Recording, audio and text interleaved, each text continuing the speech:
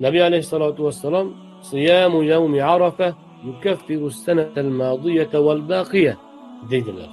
Arafa kunining ro'zasi o'tgan yilgi va keyingi yilgi gunohlar uchun kafforat bo'ladi. Imom Muslim rivoyat. Arafa kunining ro'zasi hajga bormaganlar uchun.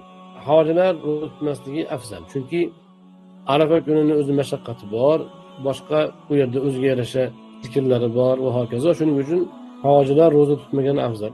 Nabiy alayhissalatu vassalam Arafa kuni aynan hajda ro'za tutmasdan og'izlari ochiqligini e'lon qilgan. Arafa kuni ro'za tutardilar, odamlar shu kuni ro'za tutishni demak sunnat deb bilishardi. Hajga borganlarida Payg'ambar alayhissalatu vassalam atay tuyaning tepasida turib odamlarga ko'rsatib sut ichganlar.